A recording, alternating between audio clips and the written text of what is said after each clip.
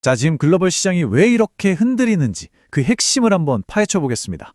마치 거대한 폭풍 두 개가 정면으로 충돌하는 것과 같은 상황이거든요.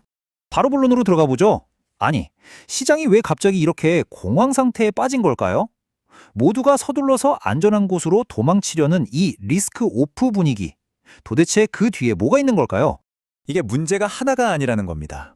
지금 시장은요, 말하자면 정치라는 허리케인과 기술이라는 지진, 이 두 가지를 그냥 동시에 얻어맞고 있는 격이에요.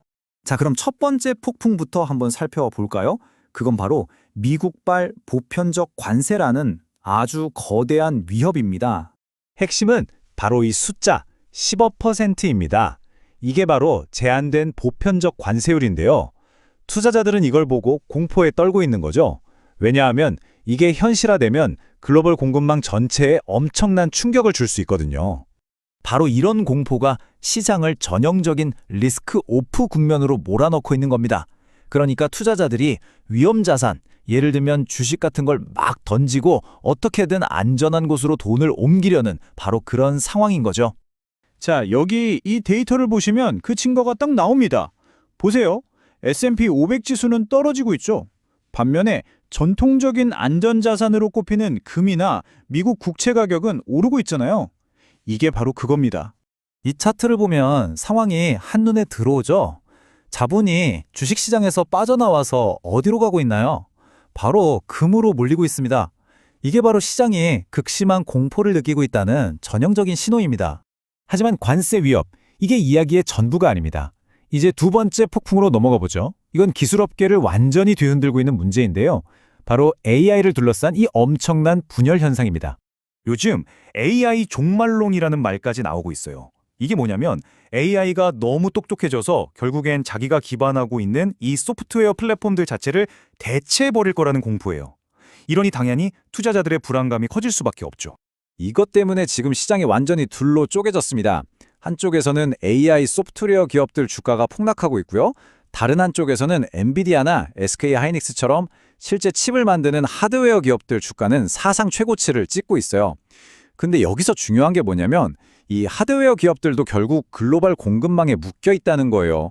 그래서 아까 말한 관세 전쟁이 심해지면 이 기업들도 그 영향에서 자유로울 수 없다는 점은 꼭 기억해야 합니다.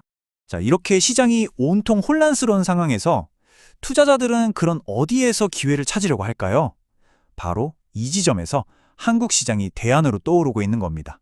일부에서는 이걸 기회로 보고 있습니다. 왜냐하면 미국 시장에 비해서 지금 한국 시장은 주가 수익 비율, 그러니까 PER이 10배 수준으로 굉장히 저평가되어 있거든요. 그러니까 미국 시장에서 빠져나온 자금이 이쪽으로 흘러들어올 수 있다는 기대감이 있는 거죠. 하지만 여기에는 시한폭탄이라고 불리는 아주 큰 위험이 하나 숨어 있습니다. 그게 뭐냐면 바로 사상 최고치를 기록하고 있는 신용융자 잔고, 쉽게 말해 빚투 규모입니다. 만약 시장이 조금이라도 흔들리면 이 빚 때문에 주식을 강제로 팔아야 하는 반대 매매가 연쇄적으로 터질 수 있다는 거죠. 자, 그럼 이 두 개의 폭풍에다가 숨겨진 시한폭탄까지 이런 복잡한 상황에서 우리는 어떻게 살아남아야 할까요? 몇 가지 생존 전략을 한번 알아보겠습니다. 4가지 핵심 전략으로 정리해 볼 수 있습니다. 첫째, 관망입니다. 섣불리 저점 매수에 나서지 말고 일단은 인내심을 갖고 시장의 방향성이 좀 더 명확해질 때까지 기다리는 거죠. 아마 엔비디아 실적 발표가 중요한 분기점이 될 수 있습니다. 둘째, 하드웨어 중심으로 포트포리오를 재조정하는 겁니다. AI 소프트웨어 비중은 좀 줄이고 HBM이나 SSD처럼 실체가 있는 하드웨어 쪽으로 무게를 옮기는 거죠. 셋째, 안전자산을 확보해야 합니다. 포트폴리오의 한 10에서 15% 정도는 금이나 달러 같은 방어적인 자산으로 채워두는 게 좋습니다.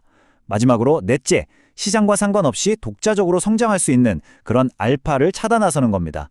예를 들면 의료 AI나 전력 인프라 같은 분야에서 그런 기업들을 발굴해내는 거죠.